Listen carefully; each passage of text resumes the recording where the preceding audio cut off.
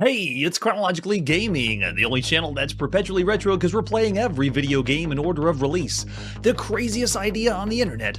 More powerful than playing every game on a console, more powerful than playing all the arcade games. How about cataloging the entire video game industry? Welcome everyone to August of 1982. We were last reading the very first issue of Video Gaming Illustrated, a cool magazine, almost up there with electronic games. Let's press forward and see our next game. After this commercial break. We're going in after Zaxxon, the most powerful force in space. It's gonna try to blow us away. Close. Gotta stay low. Zaxxon, the three-dimensional arcade sensation. So amazing. A home video sensation. And they're showing the ColecoVision version. Enemy fighters and go face to face with Zaxxon itself. No one has ever gotten this far before. And then go back home. Nice. Play Zaxxon on your ColecoVision, Atari VCS, or Intellivision video game system. Zaxxon, it'll blow you away. It'll blow you away. So cool. Now, you gotta admit, they put in the commercial, they didn't show any footage of the Intellivision or the Atari VCS because we know later that it's going to be a completely different game. It doesn't even look like Zaxxon. But all you gotta know is you can see Zaxxon now at home on your ColecoVision. This is a big one. Another game you could have gotten at launch for the ColecoVision, Zaxxon. Let's take a look at the box. Zaxxon is flavored just like the other ones, Donkey Kong and our other launch titles we've seen for the ColecoVision. It has the plays like the arcade game, high-resolution video cartridge on your ColecoVision. Yes. Oh, it's so amazing. It's just like Venture 2. So now we have Donkey Kong and Venture and now Zaxxon on the ColecoVision. Plays, sounds, and scores just like the arcade game.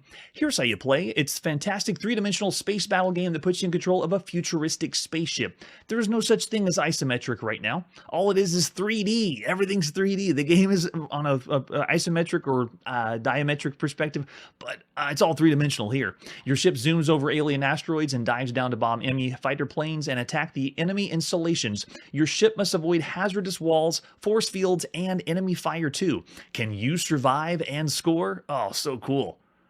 Look at that. And even put on the front by Sega, like they did with the other ones. Yeah, you gotta admit that they're trying to hide something on the commercial, that they didn't show any footage of the Atari or of the Intellivision. So this is the back of the box if you were in Europe when it was published by CBS Electronics. Giving you a few more screenshots. On the North American release, we just have one screenshot. But look at that, showing some great game screens. 1 or 2 players, it's alternate play, multiple screens, and 4 skill levels. Yes, right? Why didn't they get more? We actually are going to see one. There's one that's coming out this year in 1982, so there will be a sequel for that one. And then we also have the cartridge they're going to pop into play on your brand new ColecoVision. Man, another really exciting title with an example of a screenshot there. Yeah, extremely influential. We last played this in January of this year in Japan when it first released, and then later it was released in the arcades in 1982. And here we are in August for the very first time you could play it at home. Here's the manual for Zaxxon. Oh, it looks like the other ones. The ColecoVision it makes me feel like I can smell the 80s from this manual, probably because it's the worn paper. Plays, sounds, and scores just like the Zaxxon arcade game. Stunning 3D space game. Takes you across alien asteroid fortresses. The evil robot, Zaxxon. Fierce armies have conquered a once-free asteroid belt. Your mission is to stop them before they enslave the galaxy. Approach the asteroids, pass the barrier wall, and then dive your fighter low over the enemy surface. You must evade enemy fire from turrets, mobots, and base missiles as you search for the robot warrior. But if you fly too high, a missile homes in on your fighter. At the asteroid's end, pull up to fly over treacherous force field walls. Once you've successfully crossed one asteroid fortress, you fly through space to another one. That's right, they have the space scene. Avoid the enemy squadron that combs the galaxy in search of your fighter. Return their fire as you search the next asteroid for Zaxxon, the deadly robot warrior. Will you succeed at your ultimate mission and defeat these evil forces? There it is, like the other manuals we've seen. We've seen a lot of ColecoVision because we're picking up on the launch of it. It just came out the beginning of August, or first advertised, that you could play for in August, and the manuals all have this setup of what it looks like to plug into your television. So cool.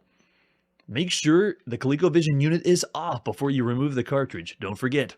And there's a controller for ColecoVision. Another one that is framed kind of like the Intellivision, but really not. Slightly better than the disc, in my opinion, of the disc on the Intellivision, but no overlays. They got rid of them. All you need to do is push buttons to play some games. That's how you get the game options. The keypad is all the buttons to pick the game options, like pressing star after game. You can replay some things. Then you have the control stick. They don't even call it a joystick. The true joystick right now is on the Atari VCS. You can make your fighter climb by pulling the stick straight down and going up and down like you did in the arcades, and then diving, move your stick forward. Oh, there we go. How do you control Zaxxon? Well, first you have to understand it's a 3D game. But look at that. You can bank right, up, down, left, climbing up and down and right. So cool. Love it. Oh, 110% better, yes, than the Intellivision. Are you kidding me? And if someone mentions Neo Geo, I have no idea what you're talking about, because it is August 1982. This is the hottest, coolest console in town. Nothing is better right now as a home console than ColecoVision. I still love Atari, though. Got a soft spot. If you're playing a two-player game, players take turns. You can't play at the same time, but it's just like the arcade. You choose what options you want, and look at this, great screenshots they're showing in the manuals for ColecoVision. Everything you need to know about the altitude indicator, fuel remaining indicator, the wall, fighter, and then how many lives you have left. Your first fighter appears just outside the alien asteroid. Pilot your fighter through the gap in the fortress wall. That's your first clue. If you keep crashing into the wall, you're not used to Zaxxon. When you approach it, you can judge the altitude, firing a notch and blasting into the wall. Then check your altitude indicator, swoop low, and then climb. Bank and dodge the turrets and base missiles. And then be sure to replenish your fuel by eliminating the fuel tanks on... but by the way, this instruction of how to play, we didn't get this much when we saw it in the arcade. Now, we first played it whenever it was released in Japan, but we did see the operator's manual that when it came out for North America. So all this, though, this strategy of how to play, this wasn't there in the arcade. So this is so cool. Be sure to replenish your fuel supply by eliminating the fuel tanks. And that's also like other games we've seen in the arcades where they're using fuel kind of like time, but you have to blow things up. Very similar to Scramble and things like that. Oh yes, Tandy Vision. That's another one. that's a cool one. That's Europe, I believe. Oh yes, the VCS is forever. I'm with you. That one's selling way more, and one of the reasons we have the video game crash in North America. So avoid those rocket blasts if you fly too high. Once you successfully cross the asteroid, pull up over the final wall, beware of the force field, and soar into space. Man, space was always really difficult because there's no shadow to determine how high the enemies go. Enemy squadrons track your movements, dodge their fighter blasts, and return fire. When you line up with Zaxxon's fighter planes, crosshair sights appear in front of your fighter. The moment your target is centered, go for the fire. And there it is, more screenshots showing the robot missile and the Zaxxon, the ultimate. Up ahead is another asteroid fortress. Guide your fighter through a gap on the fortress wall. Watch out for the Mobots that track your fighter. And there he is. The mighty robot, Zaxxon. Stationed at one of the shoulders are Mobots. Blast away at them, and the missile cradled in the robot's side. To eliminate Zaxxon and earn bonus points, hit the missile with 2 shots more than the number of skill level. So they always let you pick 1 through 4. So you have to do 2 shots if you're level 1 and so forth. Hurry though, the robot fires at your fighter if you take too long. And then onward through the galaxy, keep flying over asteroids, and just keep repeating. That's the way it works. So much fun, just like the arcade. There's our score table. Very well done for the manual. And then the instruction booklet, they've done this before on ColecoVision, provides basic information to play Zaxxon, but it's only the beginning. You'll find the cartridges full of special features to make Zaxxon exciting every time you play. Experiment with different techniques and enjoy the game. Yes, there's so much hidden inside. Oh man, so much fun. All right, let's pop in the cartridge and play some Zaxxon. Originally by Sega, this is by Coleco Industries, the beginning of August 1982, at the launch of ColecoVision. Yeah, ColecoVision didn't have wood grain. You had to go with the plastic goodness. So we can play 1 or 2 players. There is no one here with me tonight, and it doesn't matter because a 2-player game is going to be alternate anyway. So let's do skill level 1, 1 player, and let's play some Zaxxon.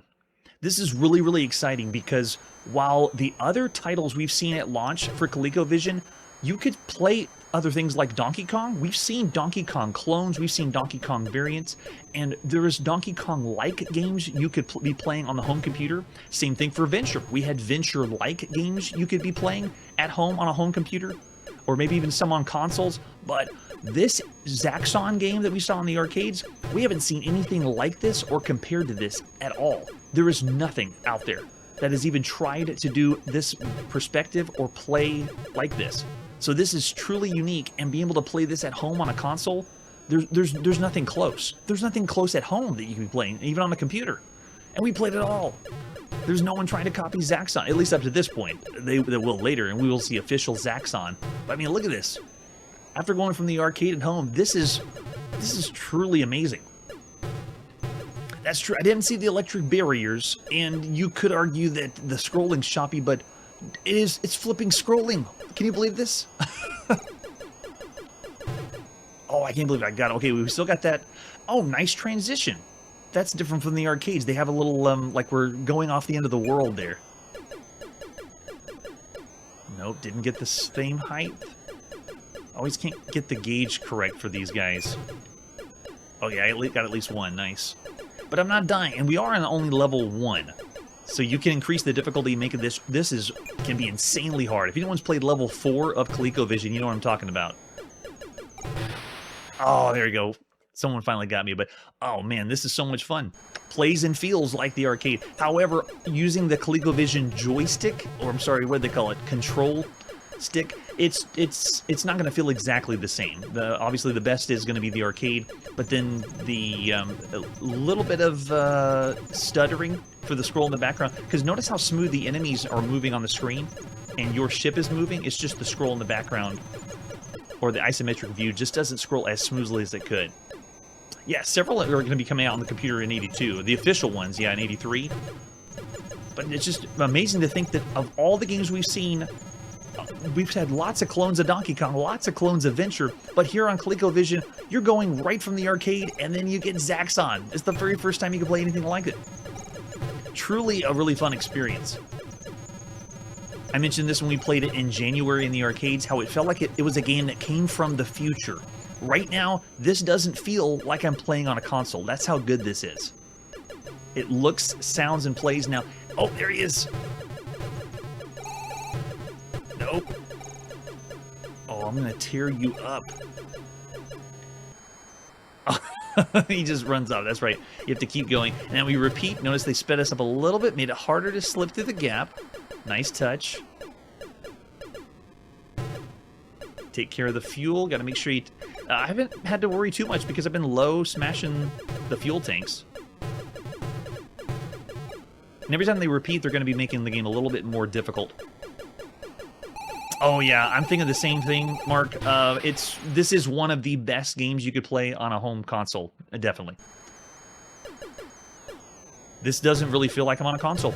This feels like it should be on something else, or it feels like it's too soon. But yeah, this was available. You could be playing this right now, and we usually break up our rating system on the same way that they work in the legal world right now. You know, whenever someone wants to get rights for a video game, they get rights for the computers, they get rights for the home consoles, and they get rights for handhelds, and it's broken apart that way. So we did the same thing here on the channel. We break apart our rating system on, you know, is this one of the best games of all the home console games out there? But to tell you the truth, this is up there with just a great video game. Of all the video games we've seen so far, there is no other video game trying to play from this view. You could argue that it's just a shooter, and they just switch the view up. But I mean, there's no game trying or making you feel like you're in a. I described it when you played in the arcade. Oh, there's the force field. No way, I had to slip in. So they do have the force fields like the arcade. Wow. Just on the higher difficulties. So there's no other game, though, that is making it feel like you're playing a toy, like you're doing a remote-controlled... Oh, made it through. So cool. Like I'm flying a remote-controlled plane inside of a small area. I got really lucky on that one. Nope, not going to get the last one. Yeah, now we have a second one. Yeah, and look for the differences, because there's not too much between this and compared to the arcade. It's very similar to Venture. Venture had... Okay, now we got this. I got the level I want. Looking good.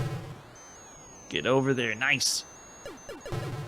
And there's only a few things different between this and what they had in the arcade. Truly an amazing feat to get this to go on a console. Force field means it's 5. I love it. All right, let's see if we can take him out.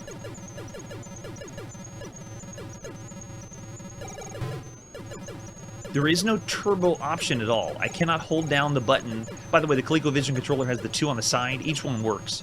But you can't hold the button down for rapid fire. I'm having to hit this sucker over and over and over again, so it feels, again, more like the arcade.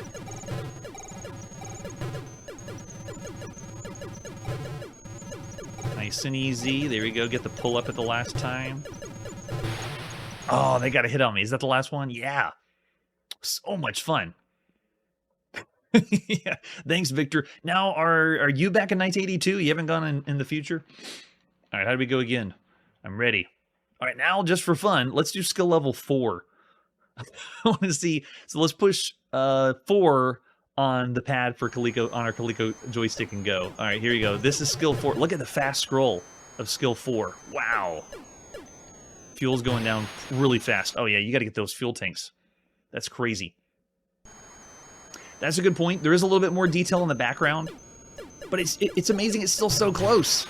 Right now, most people that play this game compare it to the other ones that came out for Intellivision and BCS, or they compare it to other consoles that were around. But since we played everything, this feels amazing. I really don't want to nitpick the game. And I even did, before the live stream, play a little bit on the arcade. This still is so good. Wow, man, level 4 is hard. That's really hard. How many lives do we get? Even less, right? Yeah, they only give us 2 lives. Skill level 4 is only for the hardcore. Nope, didn't get the fuel. That's not a good sign. I think we have to have it. Yep. Yeah, and then we just blow up. Look how fast the fuel gauge goes down on level 4, too. Oh, wow. And the laser shots follow you. That is intense. In a way, it's like we're switching up some of the dip switches in the arcade. Wow, it's so fast. We'll take that fuel tank. Yeah, check out the laser shots. They come up and then follow you just a little bit. Whoa. Yeah, that's really cool. If you get really good, you'll be able to go higher and higher levels. Yes, and we're going to see Super Zaxxon before the close of the year. So a few differences between the arcade, very minute though. I wouldn't give it too much considering the other games we've seen so far. Zaxxon is one of the best games you could play for a home console. Now, we've already given, I myself given 5 stars for Donkey Kong on ColecoVision, 5 stars for Venture on the ColecoVision. Zaxxon, I gave 5 stars when we first saw it in the arcades. It felt futuristic. I'm going to do the same thing. ColecoVision's hitting and starting off with the races so well. I'm going to go 5 stars again for Zaxxon. I can understand some people not their cup of tea because of the way the perspective is, but this still controls, while you're using that little stubby hand controller on the ColecoVision, it still controls really well, very similar to the arcade. They did a remarkable job with this. Yeah, I'm seeing a 4.5 out there, 5 from Mark as well. And the other thing just to remember is there's nothing like this at home. There's nothing that you can get close to this, and they did such a good job getting it close to the arcade. It's fantastic. Oh yeah, and the 3D view is great. Oh yeah, and Curtis is going 5 as well. So much fun. Yes. Oh yeah, we're gonna be seeing that one soon. All right, and let's see what our next game is. It's still August 1982. Let's go on the Apple II. This is the Cosmic Balance. Well, if we went from one game we've never seen except in the arcades to another one we have seen. We have seen the Cosmic Balance. This is the second time. The last time we saw this was back in April 1982 on the Atari home computer. Here it is for the Apple II. You can see the box has both Atari and Apple. This is part of the Rapid Fire series by SSI. Front of the box is so sci-fi. This one is another ripoff of let's play with Star Trek and use Star Trek elements, but not really call it Star Trek. It's totally tactical, strategy-based simulation game. They use that term interchangeably right now. Galactic Empire rises and crumble on the glorious successes and dismal failures of starship battles. All too often, the starship commander receives full credit and blame. So this game offers you the challenge. Can you be a better starship commander than the other ones? Oh, and also look forward to Starship Cosmic Balance 2, which I don't know why they have that on the back of the box. Like, here's the first game. Please buy the second game as well. Yeah, here we go. For the box, besides that, we also have the ad you would have seen in magazines for the time. A really cool idea. It is slightly a war game, like you would be playing on a board game, but the players are moving the pieces around as if it was a board game, and that kind of gives you an idea of how this works. The galaxy awaits your command. I believe it's on disc and cassette, or maybe it was only on no, I think it was on disc and cassette. There's some artwork for us and a screenshot. We also have the manual, and we've seen this manual before. This is a game that's very difficult to do on the live show because there's so much involved. It's a massive game. There's a lot to this and a lot of time you could spend on this. It's SSI going above and beyond. Oh, yeah. Even though, yeah, we did hit on the ColecoVision, the Atari VCS is still going to be the king of sales and always a soft spot in my heart as far as the consoles. I played everything past the point they were released, so seeing them in order though right now, it's showing a lot more appreciation for me to see the ColecoVision shine like this and have these titles compared to everything else that could be out there. All right. The fighting spacecraft of the 24th century were some of the most beautiful and deadly machines ever built. Their designers sought the optimum balance of speed, maneuverability, defenses, and offensive weaponry, always trying to create the perfect ship. Unfortunately, many a confident starship commander found his perfect ship reduced to a helpless hulk by a superior ship in the hands of skilled commander. He had learned the first rule of the cosmic balance. For every ship, there is an equal and opposite counter ship. All right, so this originally was based on a pen and paper game called Starfleet Battles. And Starfleet Battles used the actual names of Star Trek ships and locations and things of that nature. This game, I guess to avoid the legality, they stripped all of it. So the Cosmic Balance is the same idea as that pen and paper game, but turned into a video game, and they just kind of hide the names. But you know what it is. You can make do. Yes, right? Maybe if we have a big studio, I could play the board game and show you the difference between the board game and the game. I don't know if I want to go that far yet. Everything's digital right now. Just that makes it easy to pop from one game to the other. Love the idea, though, Mikey. All right, so this is broken into different phases. We have the setup phase, the orders phase, and the execution phase. Before you begin the game, you have a lot of options. You can play a one-player or two-player game. If you have a one-player, you can do a levels of difficulty that the computer will play against. Then you have multiple scenarios that you can be playing in the game. But that's not all. This game allows you to create and set up every ship in your squadron if you wanted to. The way the game is based on victory, it tells you how to play the game and how you can win, because it is a turn-based game. You make your decisions, and then they execute they don't even execute in real time. You do a decision, the other player makes their decisions, and then you just watch to see what happens and if you made the right ones. And then they score you at the end of the game based on how many turns you go. And this breaks down all the scenarios. For tonight, we're just going to be doing the scenario 1, the deep space encounter, because it's the simplest. All it has is two ships, on one ship on each side. So the Enterprise versus the Reliant inside the remote boundary of the Alliance. And that's it. So it keeps it really, really simple. And then we have escape conditions for it and victory conditions for that scenario. And then if you go through other scenarios, it adds more ships. And I'm talking like 8, I think it's 8 ships you can have on either side. It's insane. It's another really, really amazingly large game. Oh, yes, that's true. Star Trek, the motion picture, was earlier, but then this summer was the blockbuster of Wrath of Khan. So this was huge. This would have been a really big title because of that Star Trek. The Star Trek is here. Then we got scenario 3. All these scenarios we're going to skip by because they would take forever for us to play. Scenario 5. And then you select, there we go. If you want to select a random enemy fleet, you can, but then you can go in and customize everything about every single ship in your squadron. Then we go through the setup phase. All this we're going to skip as well because it takes a long time. You could spend hours just doing the setup for the scenario and then go and play the game. The Wrath of Khan. All right. So we're going to breeze by this because we'll not be doing any of the setup for it. Look at all this. You have all these options for your ships. The drives, transmission, armor, marines, belts, weapons. it's so impressive how much detail was put into this. Raising your shields, and then after you complete your ship, after you make them, then you can save them to disk for later. So if you have any other friends that are living in another place, you can take it on disk over to their house and then play. All right, so when it's time to go, you do your orders, and then the other player does their orders, and then so the orders phase tells you how to do this part because you have to understand all the commands. You have looking at the map, identifying, raising shields, weapons, all that stuff, and then this takes place on one screen. There is no scrolling.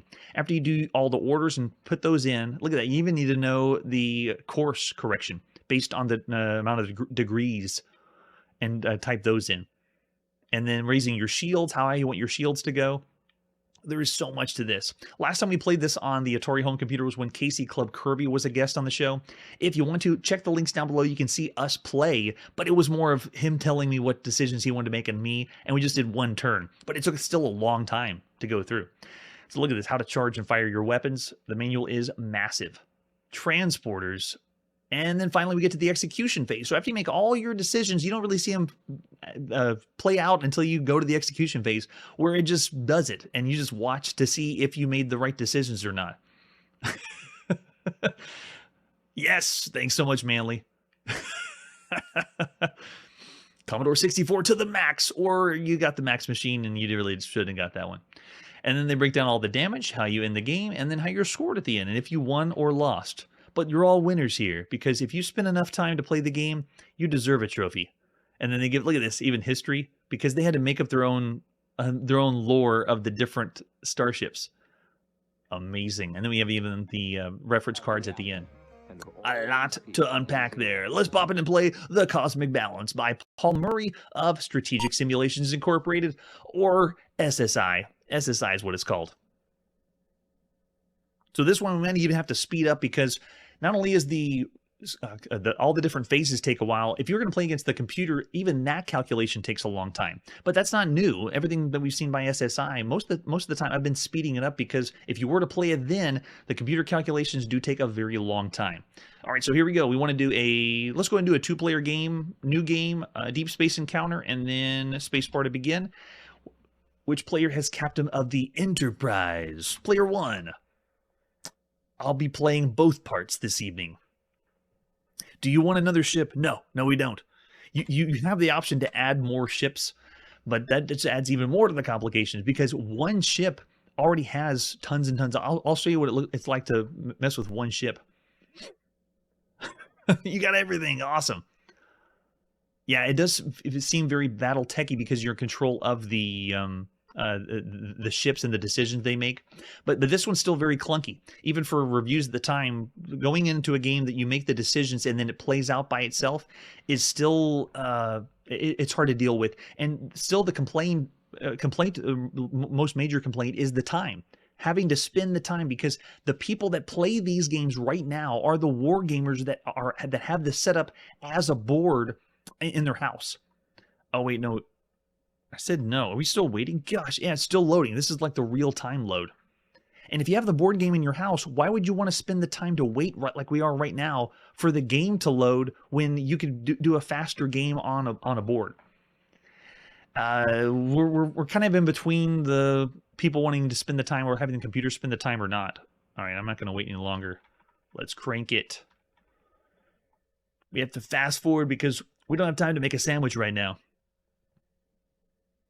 Yes, maybe they couldn't call it the USS Enterprise. Yeah, maybe Enterprise was all right, or maybe no one noticed to sue him. All right, let's go. Okay, so it's player 1's turn. We're ready to rock. I'm gonna go ahead and slow us down now. There we go, and then now we can go. Orders for what ship, and you have to know which one you're wanting to do. So player 1's turn is going to do the Enterprise. Now this is all the calculations for one ship, this giant spreadsheet of information. And now you give all the orders for one ship. That's why we didn't pick any more ships. So let's say we want to pick look at the map, or identify and look at courses, raising shields. Let's just go to weapons, And now we can do, we'll charge some weapons up and ask which one. So I want to do my photons. I'll do 1, 2, 3, and 4. Charge those up. And you can see they started charging. And then now we can fire those. And I want to fire 1, 2, 3, and 4. And I want to fire them at the Reliant. So I have to say which ship, know which ship I want to fire. And it gets even more complicated if the enemy has 8 different ships. You have to memorize those, or at least have a notepad to write them down. We're going to do a range ship. What range? We'll do a range of 9. You can see I have all those locked in. It's going to fire at that enemy that's around. And then when I'm done, I go ahead and exit. And then I can end my turn. And there. So the turn's done. And now player 2 goes, and they only have 1 ship. They only have the Reliant, so I select what ship I want. Now the Reliant comes up, and look at this again. It's a giant spreadsheet. Yes, it's like you're doing some equations or working with not Lotus. What would be the appropriate spreadsheet application right now? Because the Apple II had VisiCalc, and it feels like I'm doing something like that. All right, so let's go with let's do some weapons, and this time I'll do charge up the heavy weapons. So 3, 4, 5. And then let's go ahead and fire those. 3, 4, and 5. And let's go ahead and target the Enterprise. And hit them with a range 1 of 9. And then exit. And that's all I'm doing for this turn. And you saw there was lots more options that you could do. You could spend a very long time on 1 turn for 1 ship. It would have been VisiCalc. Okay, right now. All right, so let's go ahead and do this one. Trust me, I'm not doing VisiCalc. We're not rating any applications here on Chronologically Gaming. All right, so execution phase. They want to know what ship do you want to start and have the view centered on. Let's center it on the Enterprise. Ready? What scale do we want? Let's do a scale of 5. There we go. Fire. And that was the turn. So all that time we spent to do our charging and firing weapons, that's what you see, and we didn't have any interaction with it. It just plays out by itself. That's what we're talking about. That's strategy in 1982. Well, that strategy of 1982 on a poorer scale, in my opinion, and not alone. Looking at other reviews at the time, Cosmic Balance really wasn't one of the best titles that you could play on your home computer, and not one of the best ones by SSI. So if you have a hankering for some Star Trek games, I got some better strategy ones out there that you could play. But here I'm going to say, just like on the Atari home computer, this is a 2-star affair, a bad game. If you have a lot of time, and you don't mind waiting for the loading, and you have someone that has read the manual in its entirety and wants to play with you, then Cosmic Balance would be an all right time. Oh, there we go, Mikey 2.5 for effort. Yeah, you can tell that they put a lot into it, because this is one of the most detailed space simulation games that you could play, giving you a lot of options for every ship. And we didn't even go into all the details. I just mentioned that you could design the ships. Yes, extremely niche. You have to be really into this kind of genre to be into it. Or to want to play. All right, so after the Cosmic Balance and all the amazingness, oh, available screen space 2.5. Yeah. There's so many more though compared to what we've seen on the home computer. I can't go above 2. All right, let's see what the next game is. Let's hang out some more on the Apple II and play Crazy Mazey. Crazy Mazey is a very obscure game. This one is by Datamost. All I have is a front box that looks like this. To only $29.95, with the most intricate high-res crazy mazes ever seen. Our secret hoards of cash. Find them, grab them, and run for your life. For the killer cars are out to stop you dead. Race from the maze to Crazy Maze, dodging, doubling back, decoying the enemy. 19 levels, 19 killer cars on your trail. A fantastic challenge. Really nice box. The front of it is very neon, cyberpunkish looking. Oh, it better not be a Slot Racers clone. I hope not. There's the ad you would have seen in magazines at the time. We've already seen a few games by Datamost. Yeah, 9 different stages, though, and 7 difficulty levels is pretty cool. There's the 5 1/4 floppy disk we're going to pop in by Ron Meadows. Way to go, Ron. Here it is, Crazy Mazey. It is August 3rd, 1982. Time to play some Crazy Mazey. I'm thinking Pac-Man. Anything that has a maze has got to be Pac-Man, right? Or something of that nature. So I'm going to have the joystick plugged in our Apple II and a paddle control just in case, because games are going back and forth. Sometimes we have action games that shouldn't be controlled with paddles, and they are. I don't know why they decided to do that. Yeah, I love the cars in the front of the box, though. All right, so what speed do we want? This is one of those games that is backwards. If you pick speed 1, it goes like this. Ready? Yeah, we'll modify the parameters. I want to do level 1. So you got 9 different levels, or 9 different maps, I guess, if you want to think of it that way. And they do give us the option to switch the keys up, so I can go up, down, left, right. Yes. Are they satisfactory? Yes, they are. Ready? Watch how fast this goes. This is a speed level 1. That's how quick. Gosh, it's so quick. Way too fast. So let's change it up. Let's do speed mode 7, so we'll slow it way down. And then we won't modify any parameters. Let's just go. All right, there we go. So now we've slowed it down. Totally different than what we've seen before. Reminds me of a few of the titles we've seen on the TRS-80 Color computer, especially with this color palette. But here we go on the Apple II. It's kind of like Head-On in a very mild sense, but essentially the idea of the game is you just wander around collecting the money, and once you collect all the dollar bills, then you can move on to the next area. So I have to get smart with this. This guy's following me too close. Oh, I don't think I can get away from him. Let's see if I... They've trapped us at the top. Let's see if he'll follow me down this side. Yep, and he got us. Darn. So you have to be able to get all the money out before... Okay, there we go. That worked that time. We'll go down here. The slower paced mode is a little easier to understand what's happening. But it's almost like we're playing boring Targ.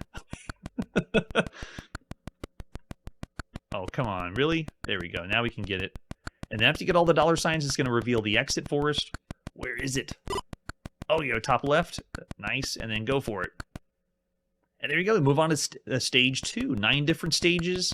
You'll be able to pick and warp to the ones you want. And every stage adds another vehicle to watch out for.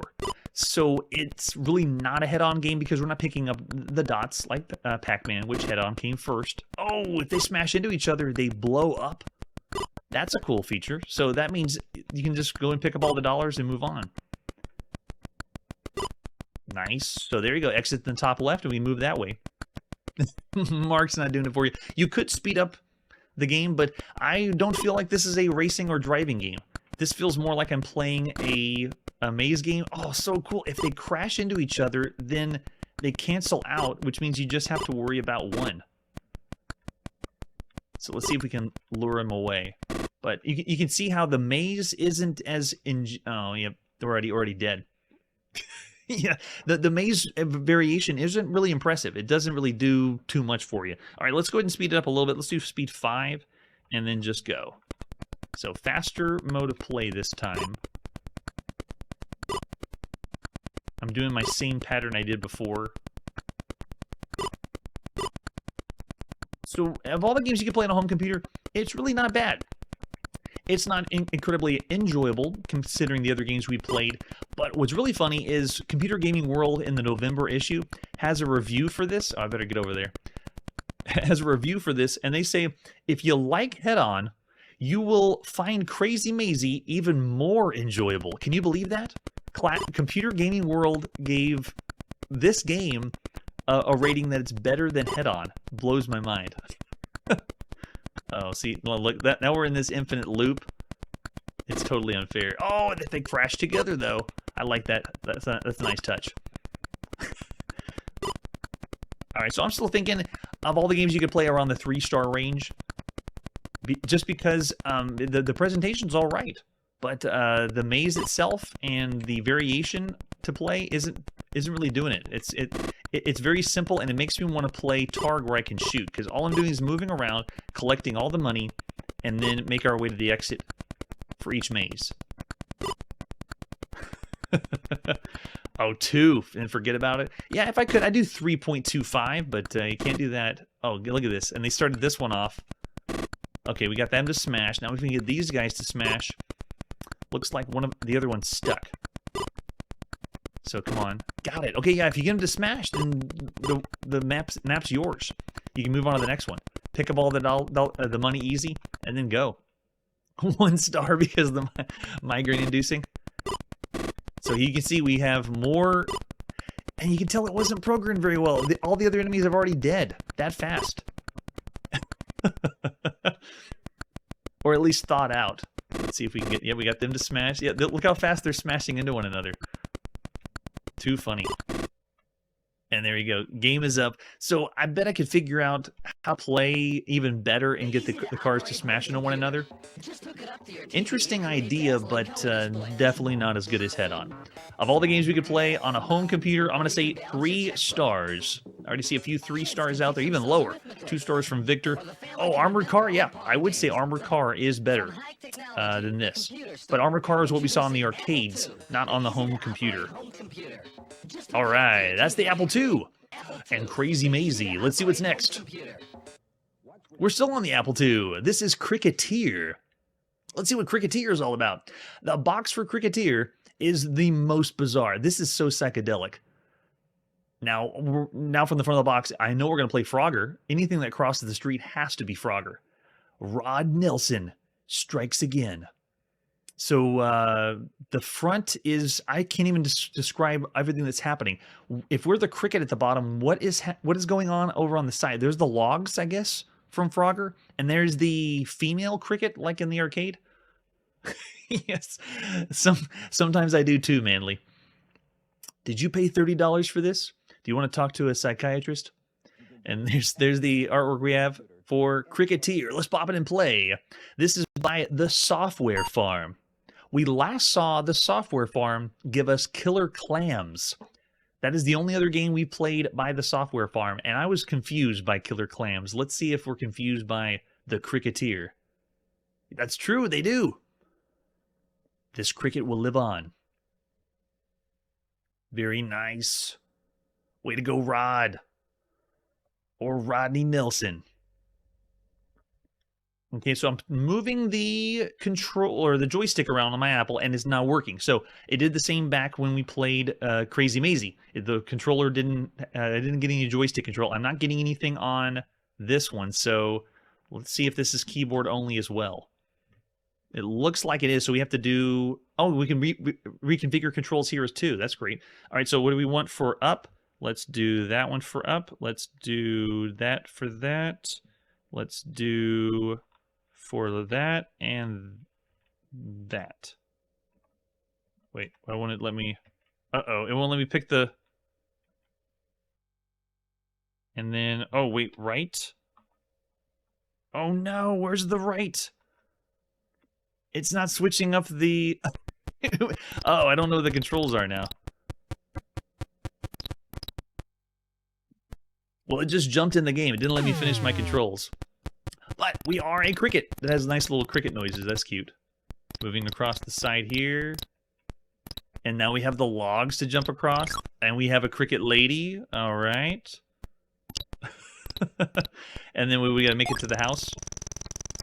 Very cool.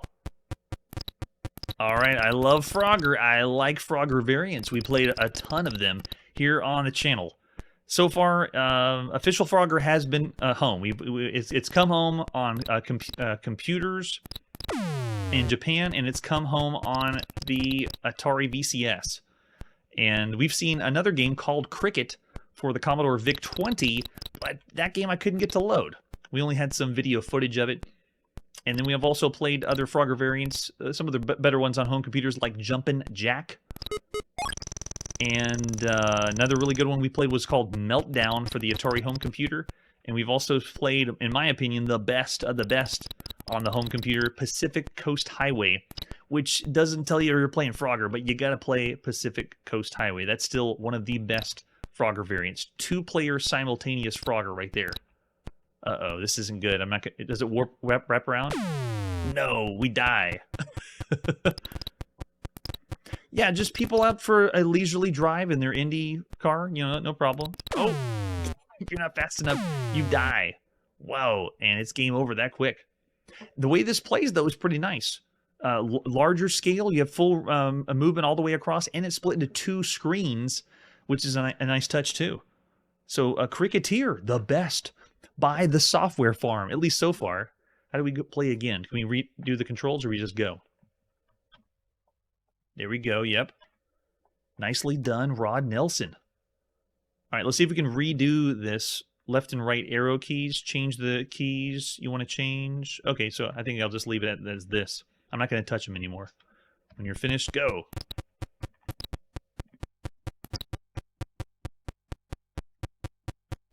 For some reason, my right arrow key doesn't want to respond, so I can only move left.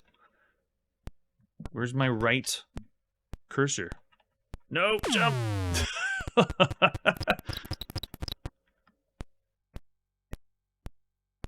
The large characters on the screen and how quickly you can move and how it responds with the cricket is really nice.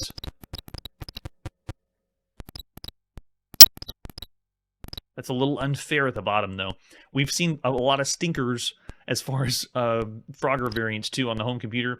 This one is on the list of some of the good ones. Oh, the logs will sink down if you stay too long. So I put this game in the middle of, if you want to think of the other Frogger games we played, this is a very good game for a home computer. But if compared to the other ones we've seen out there, this is like in between Meltdown and Pacific Coast Highway. It's somewhere between those two Frogger like games. Let's see if this dips if we sit too long on it. Okay, it's just certain ones. Interesting. And you have to make it right in the door. If you make it in the door jam, you're dead. You just smash. All right, there you go. That's Cricketeer. Of all the games you can play on a home computer, that's definitely above average. I would say starting at 3.5, I'd even go as high as 4. But to tell you the truth, it's like somewhere in between 3.5 and 4 stars of all the games you can play on a home computer. In between of all the Frogger games, Meltdown and Pacific Coast Highway. Unremarkable and a little frustrating. The frustrating part for me on this live show was just for the arrow keys on our Apple II. You wouldn't have had this difficulty if you were playing in 1982. I see 3 stars from Curtis and Victor. Yeah, so I want to go 3.5 stars. I consider this one above average of all the games you could play on a home computer. Very well done. All right, let's see what's next. We're still on the Apple II. This is Crisis Mountain. Crisis Mountain. I'm not familiar with this one. This is by Synergistic Software. I think we saw this in an ad in a magazine, but haven't played this one yet. So this is by David Schroeder. A strategic arcade game? All right. Now, they throw a lot of words out here on marketing and advertising, but they really don't know how to classify these games. So take that with a grain of salt. Front of the box is Indiana Jones based. Maybe it'll be a venture variant or adventure variant. All right, and then flip it over the back of the box. Crisis Mountain is a fast-action, high-res action game requiring quick reflexes and strategic thinking to conquer all 9 levels of play. Your mission is to defuse bombs planted by terrorists in the treacherous caverns of an active volcano. To reach them, you must leap tumbling boulders, crawl through claustrophobic tunnels, bound over columns of bubbling lava, and dodge Bertram, the radioactive bat. Is that the evil auto of Crisis Mountain? The bombs are ticking away, so hurry, or a cataclysm eruption will occur. Can you scramble your way through Crisis Mountain? You need 48K for this, which has been pretty much the use on the Apple II, and it has game paddles or a joystick you can plug in. There's the ads you would have seen for magazines. Oh, there we go, Bolo. Bolo we have seen by Elvin Software. So this one's another one by Synergistic Software. I remember Bolo. Bolo was pretty good. It was like a top-down shooter where you're playing as a tank. This one looks completely different, at least by that screenshot. Can you avoid the explosion of the volcano? If you like lumberjacks, right?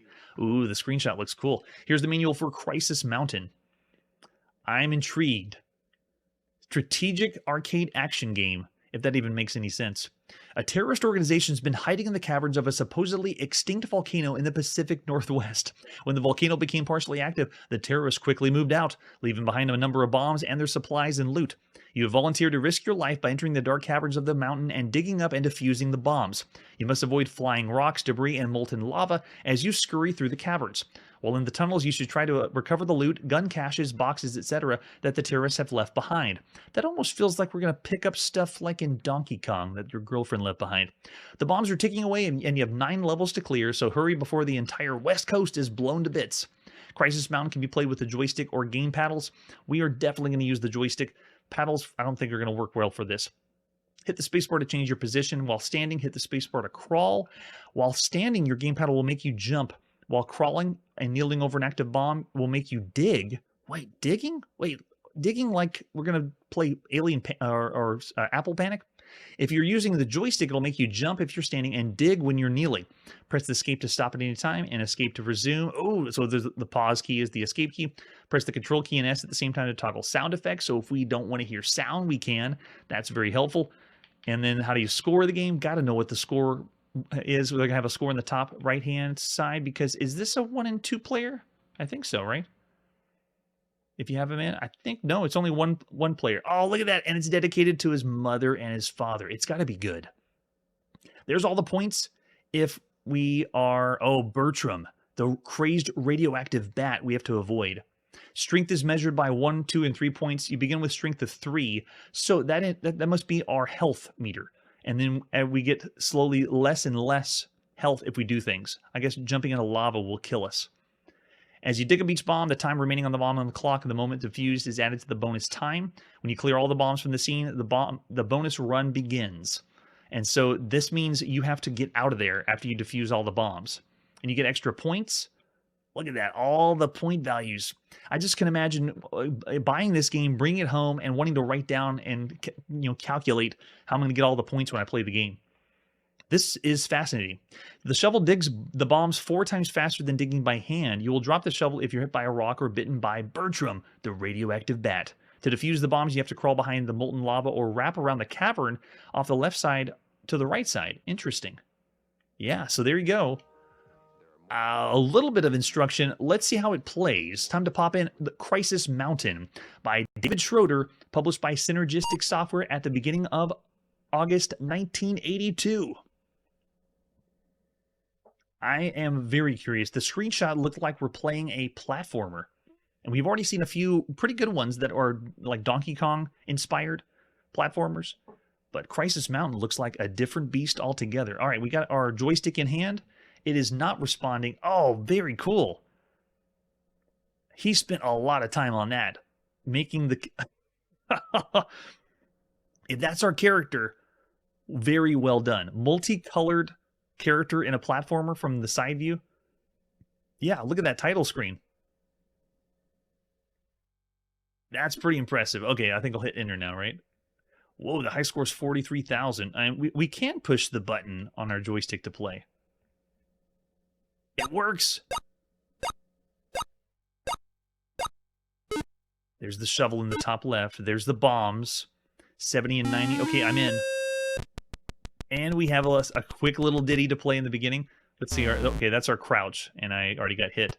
So we have jump, and we have the crouch button. So I'm going to be using both buttons on my joystick to play. Wow, it is a... Can I move fast? Yeah, I can. Can you? So you have even different speeds to move. Now I got to get my way down there. I don't know how. I guess I got to time my jump to land that way. Let's see if we can do it. Oh, no, I made it down here. I'll take it. All right, let's do it. So you crouch, and then you got to dig up the bomb. Go, go, go.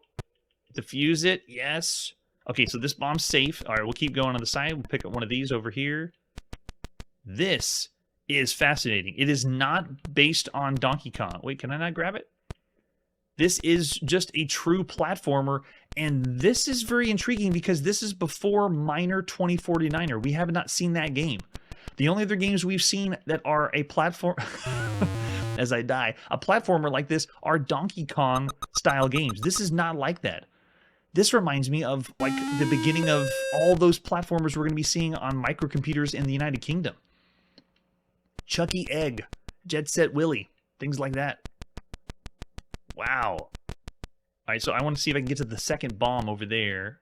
Okay, so it's rolling down. They have boulders that are filling up the lava. I don't know if I can make this jump. Yes! Oh, that's so cool. So you can start digging this or setting off this bomb. Quick, quick, quick, quick, quick. And we completed the level. So after you defuse both bombs, you got it. And if I wanted to, I had the option to go over to the left side to pick the shovel up. All right, now I got to get out. Where's the exit, though? This guy jumps so high. And there's no fall damage. I can fall as far as I want. Yes, I love it. All right, so I think if I just make my way out to the side, I got 98 in-game seconds. Is this the exit? No. Where's the exit? How do I get out of this place? Do I have to go over to the shovel? All right, health's looking good. If you look down at the bottom, my shoulder's covering up our health. It shows a meter with your, in this stage. Can I just jump out? Uh-oh, I can't jump out. How do you leave? What do you do?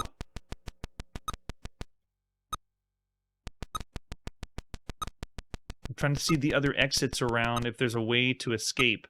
I'm going to have to refer to the manual to see what it says. We'll just pause it, and hopefully it stays paused. All right, so after you do all that, dig up each bomb. Time remaining is added to the bonus time. You emerge from the bonus run, 1 man alive to advance to the next level. In the bonus run, you're free to collect supplies and loot. Clear all the bombs from the bonus run, and then when the bomb reaches 0, the mountain will explode and you will expire. So, oh, okay, so I guess this is just giving me time to collect things because... Okay, if you have the shovel while you're in the bonus run, 1 or 2 to heal, inherit. Okay, so I understand why I couldn't pick up the other items because that was to heal me and I was at full health. Gotcha. Okay, so it's just giving us time then to collect everything. Oh no, it threw the shovel back because I got hit. And then the bonus run's over. Okay. All right, so I thought it was like a timer to go off and we had to exit the level. All right, so we're level 2. Look at this. This is so cool. Showing us we're there, so I'm just going to make my way down. There's even a... Oh, that's so nice. There's even this small nuance of gravity. As I fall, I can actually control... Okay, I can't control it, but whenever I fell and continued to push one direction, the character kept moving. It was almost like a Pickaxe Pete on the Magnavox Odyssey 2. All right, I think we're good. Let's see if we can pick this one up. And we can't because we're full health. And if you look over in the bottom left, that was what I was talking about, the meter telling you what you have left. This time I'm going to go for the shovel on the left side.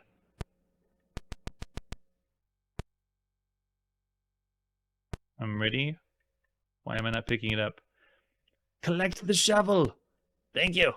Ah, God. Wow, we've gone from lots of different kinds of platformers. This one is one of the very first times we've had an objective-based platformer where we don't have to just get to the top of the screen. We're actually having to do things in the platformer. Wait, how do I get over there? What? How do I get down? Oh, do I have to find a way through the water or through the lava? I'm very curious. I wonder if we have to slide down the left side.